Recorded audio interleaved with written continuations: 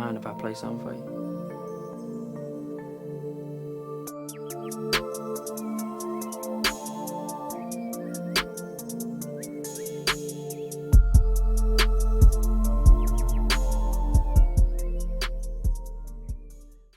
So we had a little bit of technical difficulties, and so hopefully we can restart. We're talking about Germany. You Yes. said you felt like you didn't want to like go back. That's not like a place you'd want to go to. I have no interest in the cheese and all of that stuff and everything in the beer. Well, maybe the beer, but You drink no, beer? I do. Well, Yeah. okay. I used to drink, but I don't anymore because, like, since I hit 40, my body just doesn't metabolize alcohol. So I haven't, like, drank. Well, actually, before that. So probably a good 6 months I haven't drank. Like, one glass of wine, and I felt like I was drunk. So I don't drink anymore, which is very, very sad. Yeah, I don't know. I don't drink much, honestly. That's good because it's not good for you. I don't know. I do it like on occasion or like if I'm doing comedy, then like I will, but for the most part, like it's just like I'm not gonna sit there and like go to the bar and like have a bunch of drinks or No, like occasionally I'll like in the past I would buy like a bottle of wine, but I never had like hard stuff in like the house. I have like a bottle of tequila that Kenny's boss gave him, and it's been sitting there for like almost 3 years. really. Yes. You guys don't drink tequila? No. Hand it Kenny over. Kenny doesn't drink. Kenny like he'll drink, but like if like we go out to dinner, he'll like sip off of my stuff, but he'll it's not like he's like, oh, let me get a beer, let me whatever. So no. I prefer a cocktail. Like whenever I go to like a bar or something like that, I tell them like make me something fruity but strong.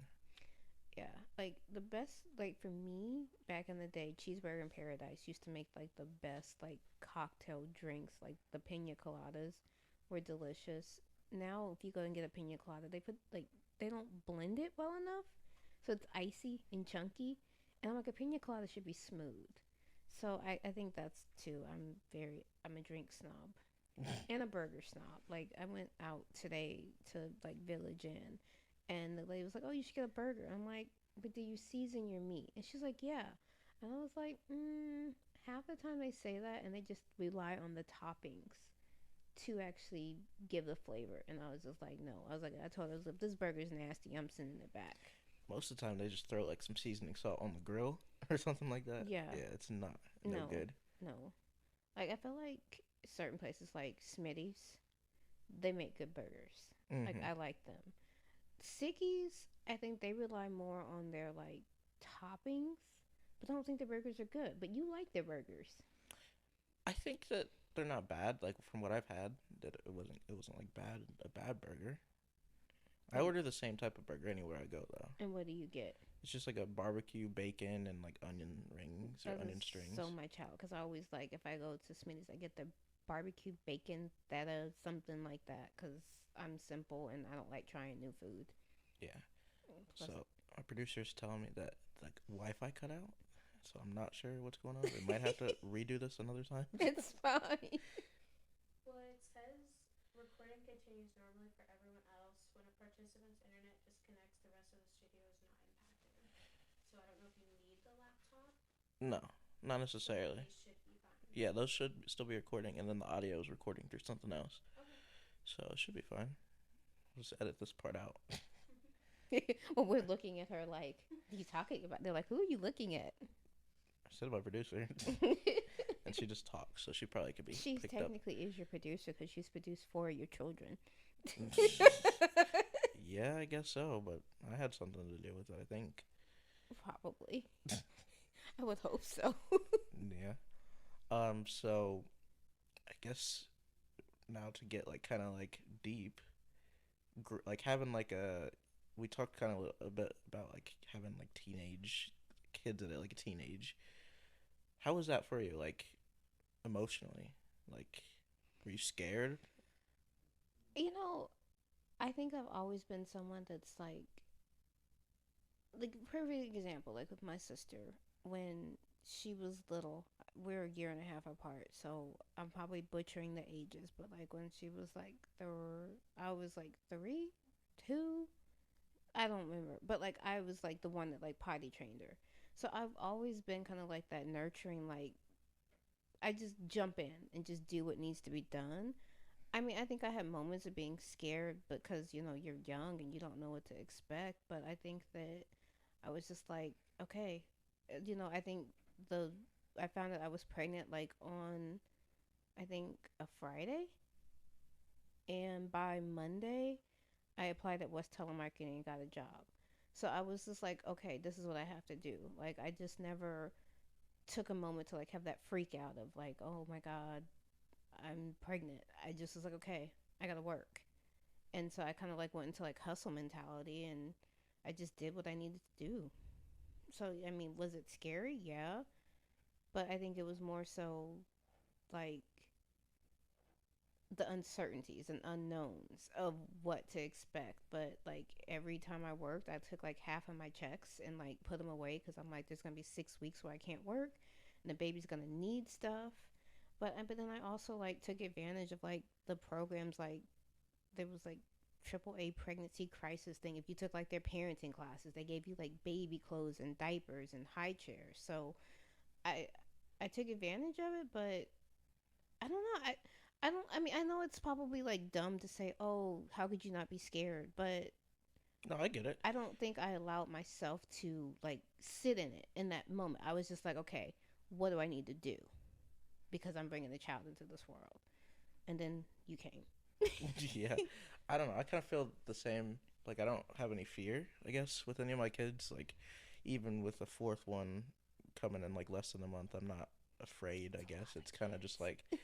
well, I got to do something. So Right. I mean, And you just, I think that in some ways you get that from me. You just kind of like, okay, let's not sit in this space. Let's just figure it out. And like, I think for me, it was never like I said, a freak out moment. It was just okay. Let's just figure it out and keep it moving, get it done. And I think that you're the same way in that regard. Like you're just like, okay, we don't need to cry about it. Let's just move on and we'll figure it out. pretty much. I mean, it's kind of like people think that I'm like not necessarily robotic, but like just kind of emotionless because I don't stress out about things. I'm like, what's the point of that? Like, I'm not gonna gain anything from sitting in like whatever the feeling is. It's like I'd rather just move on and try to like I figure think out that where I am. people probably think that about me, but I think that the side I don't show people is like behind the closed doors why I am more emotional. And like I think that people have like this idea or perception of me that I'm just like very like rigid and just like stern, and they're just like she's just serious all the time when it's not true. It's just that's just the face that I let people around me see. But in front of everybody I'm like, okay, let's just get it done. And then behind closed doors I'm like, oh my god. I don't know if I relate to the oh my god like behind closed doors, but I do feel like I also have a thing where like people think that something's wrong with me. Like, cause like like several times people have been like, "You okay? Like you doing all right?" And I'm like, "What do you get out of my face for one, Right, right. and two, like I'm fine." No, I get that. I mean, and outside of, I mean, I gave it at least a year in between my kids, but I mean, you I guys are did. expect, but I think that I was just like, okay, I think the I found out I was pregnant like on, I think, a Friday, and by Monday I applied at West Telemarketing and got a job. So I was just like, okay, this is what I have to do. Like I just never took a moment to like have that freak out of like, oh my god, I'm pregnant. I just was like, okay, I gotta work. And so I kind of like went into like hustle mentality and I just did what I needed to do. So I mean, was it scary? Yeah, but I think it was more so like the uncertainties and unknowns of what to expect. But like every time I worked, I took like half of my checks and like put them away because I'm like, there's gonna be 6 weeks where I can't work, and the baby's gonna need stuff. But then I also like took advantage of like the programs like there was like AAA pregnancy crisis thing. If you took like their parenting classes, they gave you like baby clothes and diapers and high chairs. So I I took advantage of it, but I don't know.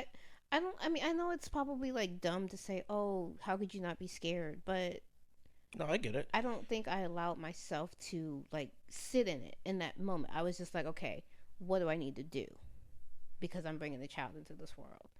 And then you came. Yeah, I don't know. I kind of feel the same. Like I don't have any fear, I guess, with any of my kids. Like even with the fourth one coming in like less than a month, I'm not afraid. I guess it's kind of just like, well, I got to do something. So Right. I mean, And you just, I think that in some ways you get that from me. You just kind of like, okay, let's not sit in this space. Let's just figure it out. And like, I think for me, it was never like I said, a freak out moment. It was just okay. Let's just figure it out and keep it moving, get it done. And I think that you're the same way in that regard. Like you're just like, okay, we don't need to cry about it. Let's just move on and we'll figure it out. pretty much. I mean, it's kind of like people think that I'm like not necessarily robotic, but like just kind of emotionless because I don't stress out about things. I'm like, what's the point of that? Like, I'm not gonna gain anything from sitting in like whatever the feeling is. It's like I'd rather just move on and try to like I figure think out that where I am. people probably think that about me, but I think that the side I don't show people is like behind the closed doors why I am more emotional. And like I think that people have like this idea or perception of me that I'm just like very like rigid and just like stern, and they're just like she's just serious all the time. When it's not true. It's just that's just the face that I let people around me see. But in front of everybody, I'm like, okay, let's just get it done. And then behind closed doors, I'm like, oh my god.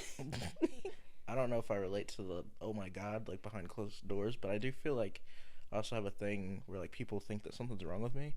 Like, cause like several times people have been like, "You okay? Like you doing all right?" And I'm like, "What do you get out of my face for one, Right, right. and two, like I'm fine." No, I get that. I mean, and outside of, I mean, I gave it at least a year in between my kids, but I mean, you guys, you I live in, did. I like well, I don't know, no, cause Bryson was 2 when the girls were born, right? I think. but if she's pregnant in 2020 and Then then 2022, 2021 to go into 2022. but barely like the last 3 months, Yeah, but it's maybe still. 2. So I mean, so I get that. I mean, like, I appreciate that you didn't like follow in like the teenage parents, because I mean, they said that's a hard stigma to break, and like you pass it on. So I mean, but I appreciate that you're there for your kids and everything. It's not easy, and most dads don't always stick around for that. It's because it's like it always falls back on the mom. And then I had your sister. See, you were 2000 and she's 2003. So, I mean, by the time I was 18, I had two kids. Well, 19? You had to be No. because yeah, it would have been like 18 I because was she was born in March and you were born. Your birthday's in November, so I was about to be 20 that year, so I was 19 cuz she's 03 and I'm yeah, 83. yeah. So, yeah. And so like some people they look at that, and like sometimes I'm like I look at life and I'm like, at your age now, I had two kids and I was married. Let's see, I think I got married in '08, so I think I was 24 ish. 24, I think I was 24. Yeah, yeah. The math makes yeah. Yeah, so I mean, yeah, it's not easy, but I mean, I think sometimes, like, just as a parent, I think there's times where, okay, I'm like, okay, my kids are grown. And I've always made the statement, I'll be glad when I don't have to actively parent, because that's all I've ever just known, since 15 years old to like being pregnant and to being a 16-year-old mom. That's all I've ever done is just be a parent. And so I'm kind of like, okay, I don't have to do that as much anymore because you guys are grown. And not that you don't have to parent you, but I'm like, you're an adult. So you go be an adult. Yeah. And like, so I mean, I know I have to like work on that, but it's kind of like, it's like learning myself now at 40. And yeah, I have your younger brother at 14, but he's he's kind of like me. He's like me reincarnated. Like I thought you were, but your brother is a whole different level than you and your sister. And so I mean, I'm like, okay, I got a few more years where I have to like actively like be involved in like the day to day. And then after that, I'm like, I'm kind of, and I know people say, oh, that's selfish, but I'm like, I don't think it is. Because I mean, I don't think I was a horrible mom to you, but I was a young mom and did young, stupid stuff, but I never like left you home by yourself and like you were eating. One thing I will say is, as a parent, you never ate Chef Boyardee for dinner. And Hamburger Helper. I always cooked. Yeah, that's true. And so, I mean, yeah, I was young, but I didn't have that young mom mentality when it came to you and your sister. I mean, there were certain things you could probably say that, but like, I was cooking for you guys from scratch. Yeah. So, I mean, I will say that I get kudos stars points for that. Yeah, yeah. Um, so I guess how old were you when you had Noah? I was 24, about to be 25. Okay, so 24 is the last time you have kids. 24 was the last time I That's had what I'm kids. trying to stick to. That's what you're trying to stick to? Yeah. Except you double or almost. You about to, no. Let's see. I feel like you're gonna like I call only me have up. one more than you. Yeah, Only because I had twins. yeah, that's true. So you got two and one. Yeah. That's very very true. And see, I always think about like if I had to have twins of one of my kids, who would it be? Definitely be me. I The rest of them are weird. I don't know. I don't know. I don't. I think because like you like had to have a lot of surgeries and stuff like that, and imagining having like two kids in surgery. Yeah, but when one they're of them might babies. like. I don't think the surgery would have like passed like because I had a club foot. I don't think that would have happened for the other kid. I mean, they say that like clubfoot sleep happen in babies because there's like not enough room like for them to grow, but it didn't happen with your brother and sister, and so. But you're not that small. Oh my goodness. Wait. You know, What do you mean? thanks for that. No, Wait, no, I'm not. You know what? Honestly, after I had you, like a week later, I bounced back and was like in my size 2 jeans. The only kid I didn't like snap back was your brother, and like that's when like I promise you, I had back fat and I thought I had a tumor because I had never experienced that in my life. So yeah, I was older, so my body was just like, you're not a teen anymore. You're just not gonna just snap like that. But yes, I mean like when I had you, I was probably like 90 pounds, but I'm 4'11, so it works. Yeah, you're like what? A few inches off of being a midget? Yes, I'm few.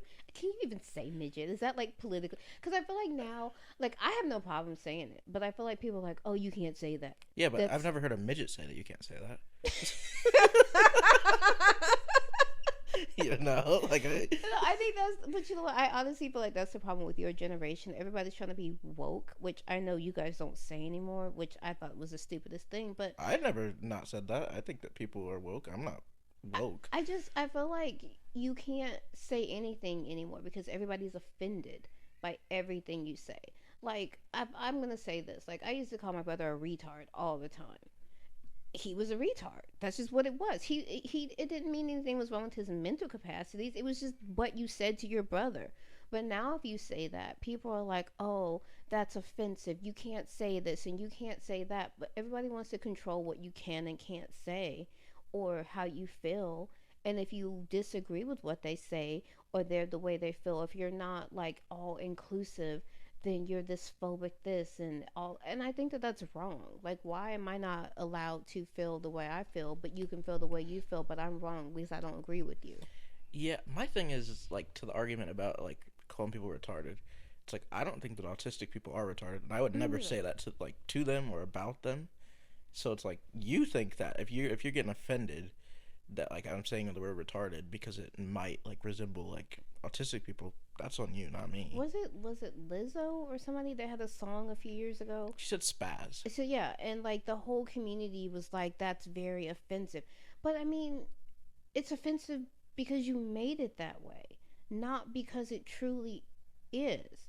And again, I go back to saying my brother's a retard. Not, I mean, he's not, but it's just, but I mean, that's what you say to your brothers and sisters. But now it's, oh, that you shouldn't say that because it's wrong. But why? And my thing is, I say this to the bottom of my heart. I hate when celebrities say stuff and then they come out with this like, I next thing their publishers, I deeply apologize for these things that I said, and I'm seeking counseling and spiritual guidance. For what? You said it. stand by it. You could be like, I'm sorry that I hurt people, but I'm not going to apologize for saying what I said. Yeah, a lot of people can't stand on the things that they say, and that's like I get it a little bit. It's like all financial and sensitive, and like the things that you say are powerful supposedly, but like I don't know. I feel like there's certain things that you just shouldn't apologize. Exactly. Like for example, with comedy, like people apologizing for jokes. It's like, what are you doing? You're Yeah. joking. I say this to this day. In Living Color was a major show when I was growing up. And I was like, there's never, ever. That show would never make it past the censors and ratings because, Homie and the character that Jim Carrey used to play, it was like Shira or something like that, where he was like a woman, but Yeah, like yeah, yeah. it would never fly because people like, oh, that's insensitive. And even just in TV now, like you can't even watch shows because like if it doesn't have this type of person in it or this type of person, then it's not being inclusive. Why does every show need to be inclusive to everybody? Why can't it just be good TV? Like back in the day, we used to have TGIF. I mean, as a family, you would sit there and watch Family Matters and Step by Step and Full House. It was just good TV, and it didn't have to include all of these narratives that people and and I don't. I'm not gonna like get into the whole political. I call them the alphabet community because I can't keep up with how many letters are in it, and I don't dislike them, but I don't. But why do you feel like you have so many rights, and why is it okay that You're gonna get me you are? canceled. Yeah, I'm not trying to get you canceled. I'm not trying to get you canceled, but like even okay. Here's a perfect example. You used to love Arthur. A few years ago, on Arthur, the teacher married another man or something like that. Why do you have to push that agenda on kids? Why can't you let them come to that on their own? To me, at a 2-year-old's mind, doesn't understand and comprehend that two men are getting married to each other because that's not what they normally see. And I'm not saying that that has to be normal, but why do you have to push that agenda on kids like that? Like, why can't you just let them be? Because you have a almost 4-year-old son. If he comes to you and says, "Daddy, I'm a girl," he probably was Batman last week. That it happened. That happened like 2 weeks ago. But then, like I said, you see all these parents flying with it, and then they're over here cutting their kids' hair and painting their fingernails and dressing them like girls. Kids don't understand that. They have imaginations and they're active. Let them be kids. You know, like for me, when you and your brother were little, if you put my heels on, I wasn't like, oh my God. But the society they were in, I was like, oh, you can't let your kids walk around in your heels. I was, you're home with me all day. That's what you see. We're just playing You're around playing too. around. You're emulating that, but that doesn't mean that that's who you are. And I think that parents take that and they run with it, and then all of a sudden their kids are these things, and I feel like it's wrong. And then like you're giving them like all these drugs and stuff like that when they can't even, like, to me their brains are not even mature enough to understand that you're about to take these drugs that are going to alter who you are as a person, as an Yeah. individual, and your makeup of your body. At least let them get to 18 or 19. Yeah. I don't know. I have like friends who are trans, so I feel like me saying this, like they might not like it, but I feel like it has to be like some kind of like social currency to like trans your kid. Like you have to be like kind of cool as a parent to certain communities. Like you're like, oh, I'm so accepting. My Mm-hmm. kid is trans. Like I let them do it. Like that has to be part of the thing. But I think that, like, when I was growing up, when I was like in high school and stuff, there was not a lot of like openly. There were gay people, but it wasn't like, if like there was like Central was like the gay school. They had their gay and straight. They had their gay straight alliance, and like if you were gay, you went to Central, because that's just where you went. But now, like I said, I don't have any problem with gay people. Be gay, but even like the old school gays will say that the way that this new generation is, the sense of entitlement of like, if we don't get our way, we're gonna cancel you and we're gonna ruin people's lives, and that I don't agree with. And like I said, I stay politically neutral from all of that, but it's just you see it so much and it's so rampant in this culture we live in that you can't like escape it. But why ruin somebody's life because they don't agree with your opinion? Yeah, that's always like one thing that like kind of like like weird because like I feel like you could be like get somebody fired from their job, but like they have kids. Mhm. What if their kids are trans? Mhm. Then Here's a perfect example. So, like one of my friends, I don't want to say friends, an associate that I worked with at Alorica. She was a trainer, and one of the things that they like changed the policy is that you, when we got calls, you had to call people Mister and Mrs. And some of the people were like, "Well, we don't think that that's okay because now you're assuming people's gender." That's a whole different subject. But so she was just like, as long as you're respectful, she goes, you can be a man, you can be a boy. She goes, I don't care if you want to be an oven.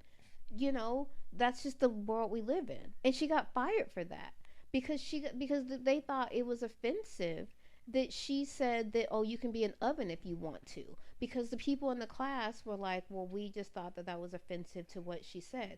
And so without like let up, they called her into a meeting and were like, well, you were offensive in your speech, so we're firing you. I probably would have like been a disgruntled employee that day. Yeah, well, Like he would have been well, what yeah, fired. it fired, and like they were like, you violated policy, but then she was like, what policy did I violate? And they couldn't even answer her. So yeah, I mean, you can't. There's no such thing as freedom of speech. There's no such thing as freedom of feeling anymore. Is if it's not in that box of where they want you to be in. Yeah, I don't know. It's like I'm starting to see it go the other way, like a little bit in like culture, because it seems like it was ramping up. Or like, oh, when is this gonna end? But then you see like kids starting to like push back against some of it. Mm. But it is kind of scary. Like my kids going to school in the next few years. I'm like, what's gonna happen? You know? Mhm. Yeah. I mean, like I think one of the biggest fears when you guys were in school was, okay, there's the school shootings, but now you have to be afraid of the agenda that they're trying to push on your kids. I mean, because like I said, you're very liberal with the way you think, and that's perfectly fine. But like, what if you don't want your kids having like them pushing certain things? Like you might be like, I want to be the one to teach my kids about these things, but they're pushing it down your kid's throat. Like as a parent, you don't even really have a say over your child's education anymore.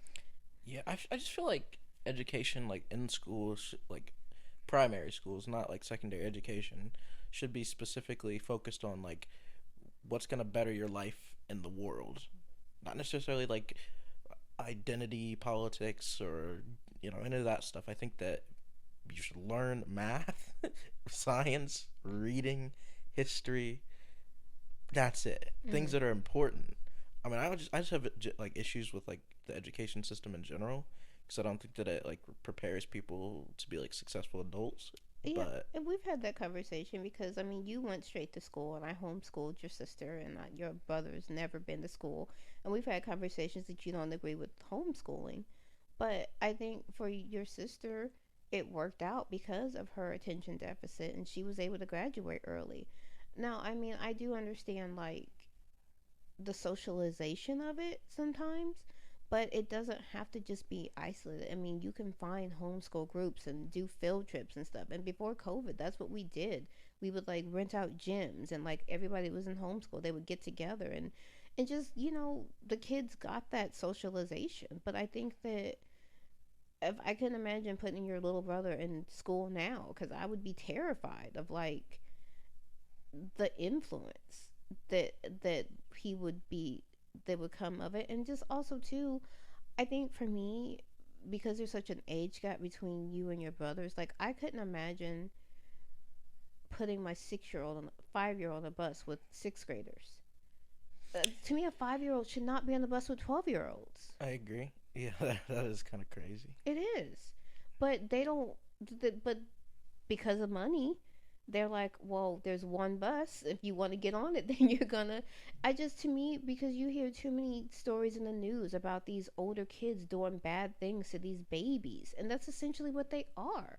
I mean, your son's about to be 4, so he could go to pre-K, if he wanted to. But could you imagine putting him on a bus with 12-year-olds? I think he would handle himself honestly. he But like I guess like a few weeks ago he didn't like choke a kid, but like he like pinched a kid like by the neck because he had a toy. The kid was trying to take it. He's nah. I remember getting called from when you were in daycare because a kid was messing with you and you choke slammed him. And I guess it was because you What? were just tired. Yes, you don't remember this? No. So you were in daycare, and like you had to be. Ooh, how old were you then? Maybe 7 or so. Maybe 7 or 8. I think it might have been before I got married. And like I guess there was a kid that just kept messing with you on the van, and he just kept messing with you and messing with you. I didn't know it, but the daycare did. And then the lady was like, I think he just got tired of it, and you literally choked the kid out. And they didn't like suspend you or anything from the daycare. They were just like, we just wanted to make you aware. But I think that, you know in this day and age, unfortunately, bullying is so rampant. And like I look at the way that your generation dresses. Like you guys are wearing Crocs and sandals and socks. Now, when I was growing up, you had to be in Jordans. Your jeans had to be creased, nice T-shirt, like name brand everything. It was still like that when I was in like at least like middle school. High school wasn't like that, but now it's just kind of less. Just like I remember these red shoes I bought you, and because they weren't brand, you refused to wear them. But now, in the year 24, I'm like, oh, those are basically like the shoes that I bought you when you were like 12 or 13. Yeah, it was just like it was like rough for me, like because like most of the schools I went to, like I was like the only black kid, Yeah. you know, in like elementary school. Going to middle school is like the zoo because there's so many like just different Right. cultures and a lot of like black kids that were like Jordan down, like Right. head to toe. And so me, I was just going in there with some like Walmart boat shoes or whatever, and it's just like I can't wear this, Right. you know? Well, but you never vocalized that. I mean, you just like, I don't like the shoes, but you never just said because of X, Y, and Z. And I mean, and I guess we probably should have recognized that as your parents that like, but we were doing the best that we could. And like, I didn't work. So Kenny was like the provider because I was a stay at home mom to you guys. And so like, we did the best that we could, but you always had new school clothes every year. And yeah, granted, it was Old Navy's, but that time it was like graphic tees and jeans, so Yeah. it worked. But like, I feel like you never necessarily went without. Like, I never like you never had holes in your shoes. It just might not have been the shoes that you wanted. Yeah, yeah. I did this like bit on stage about growing up poor. And I talk about like having like bootleg toys. I What didn't have bootleg? You I, did not have bootleg toys. You had a it's a PlayStation. bit. No, it's a joke. You had Hot Wheels. Okay, then I say I had fire tires instead of Fire tires. That's funny. No, you had Hot Wheels because you were obsessed with cars. Like, like your movie at 2 years old. Every day, you and I used to watch the Fast and the Furious. Now, probably you shouldn't have let you watch that movie, but you were obsessed with the 10-second car. Like that was like you would come home and your uncle would be like, "You like 10-second car," and we'd watch that movie every single day. Like you were just obsessed with it. But no, I feel like even when I was a single mom, I feel like I still tried to make sure, even if, like I said, I know that Kmart is not named, but it's not Goodwill either. So I mean, I tried. nowadays Goodwill is cool. But Like I shop at Goodwill. yeah, but see, like when I was growing up, like when I was a teenager, like I shopped at the Goodwill because like my brother was tall, my sister was a thicker girl back then, and I was like the runt of the family. So for me, I got the secondhand store, and I was like, oh God, this is embarrassing. So it was like to the point where I was like, we don't call it the Goodwill, we call it the GW. And like I just because to me it sounded like a fancier store. Yeah. Now I will go to the Goodwill all day, every day, and I will thrift my butt off. I probably like last year I made a whole day of thrifting and went to like 5 different Goodwills. But it's like, but when you're that age, when you see your friends or the people you go to school with, like for me, it was the limited back then. That's where all the girls got their clothes for school. I couldn't afford that, and but you feel left out. But then when you get older, you're like, it really wasn't that bad. It was just not what I wanted in those moments because, nobody wants to be the poor kid. And we weren't poor, we just didn't have the same things they had. Yeah. And it's the stuff. It's like not even that like worth as much as like people are spending for it. It's not. Like people spend $200 on a pair of Jordans. For what? I would never do that unless the shoes were like crazy. Like And I really wanted them. I know Like my brother will disown me when he watches it because he's like a Jordan freak. But I don't think they're that cute of a shoe. I think most of them are ugly. They Like I've are. like the I only ones that I agree. really like are like the Jordan ones. I don't even know what those are. And like my brother is gonna be like, "That's blasphemy. You should know what these are." But You I've probably never. know what they're like, the high top or like mid top, just with the check on. Like, looks Okay, like a Nike, but it's a okay, Jordan. I get you, I get you. But I never understood the appeal of those. And then like people walking around with Yeezys and what? What? Yeah, I haven't had any Those Yeezys. are the ugliest shoes. And then the clothes look like a moth ate them. Like, and another thing, like distressed jeans. I like distressed I jeans. get to okay, to a certain extent, distressed jeans are okay. But like when you have them and like your whole thigh is cut out and you can see your kneecaps, why are you even wearing jeans? Yeah, you should just wear shorts at You that should point. just wear I've shorts at seen that that. point. I've seen that recently. Somebody, it was like I could see like down into your ankle. Like what's going on? What's going on? Like why?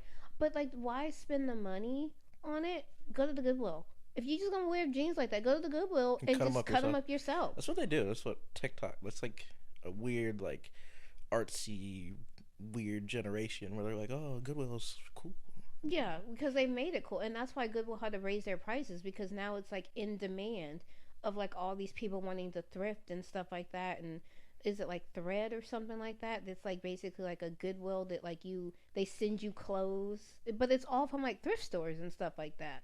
But so it's just weird. I mean, even like me having plastic glasses as a child, that was like the worst thing. You were a nerd. But then a celebrity was like, oh, nerd glasses are cool.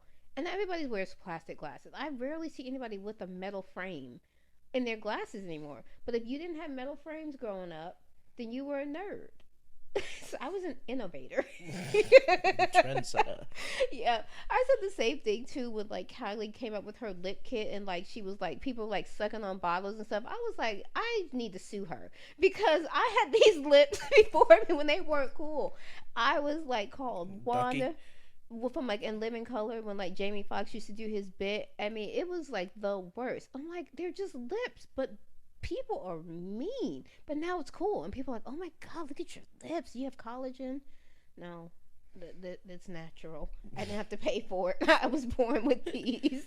Yeah, I don't know. I guess white girls wanted to be black. 'Cause you ever seen these white girls nowadays? Yes, They look totally different. they do. They do. I like, and I'm not like somebody that's like, oh, white girls can't wear braids and stuff like that. I think it's, I think it's in how in which you do it. Like, I don't.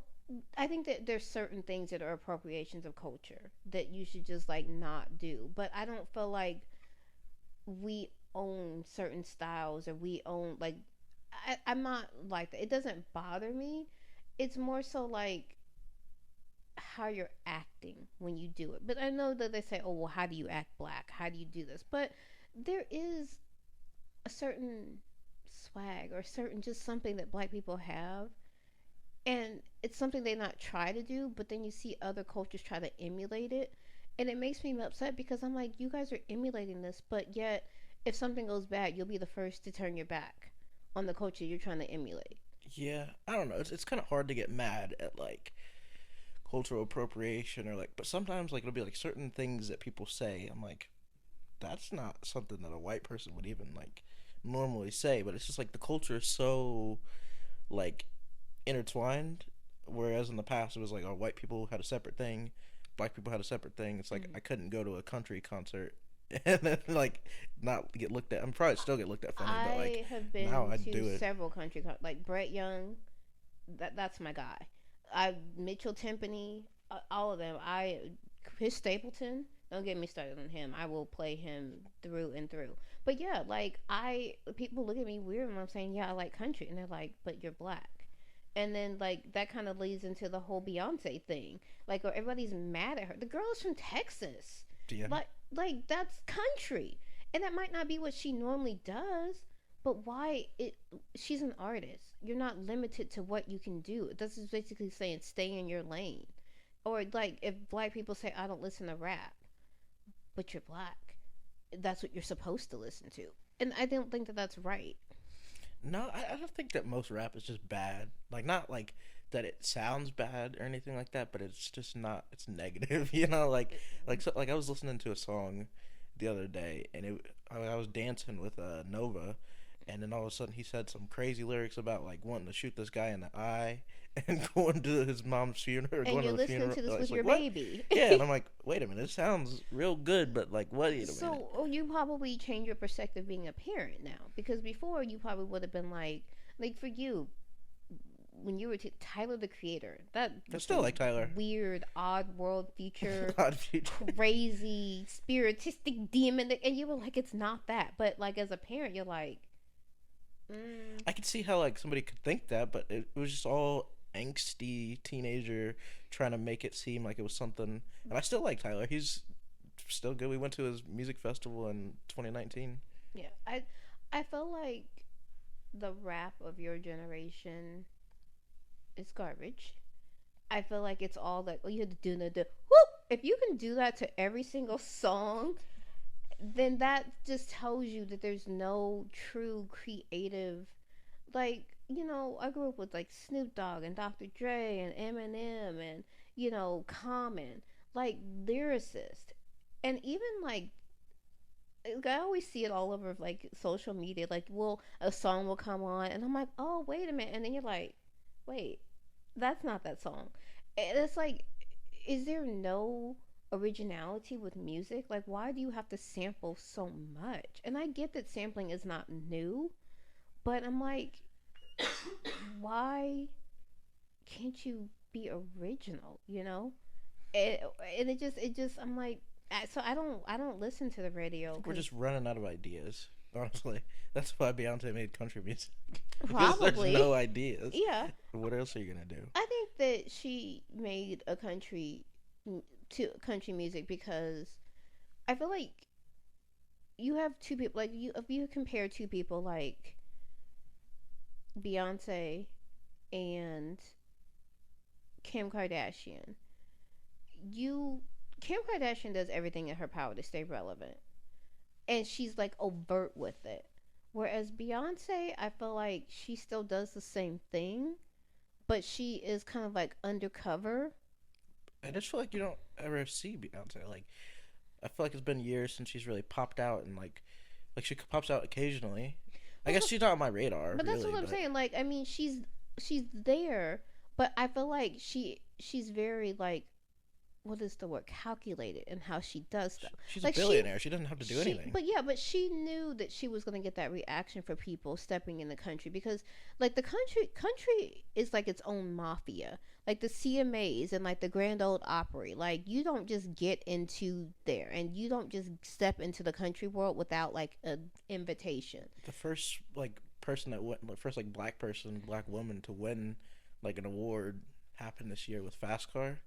You know that song? Mhm. Yeah, that happened because Luke Bryan did like a cover of it. Mhm. I mean, and but see, I think it's easier for country people to cross over to other genres than black people to cross over into country if they didn't start there, because nobody says anything to Kane Brown, or was it Darius Rucker from Hootie and the Blowfish and stuff like that. Nobody says anything to people like that, but like Beyonce is, surfboard.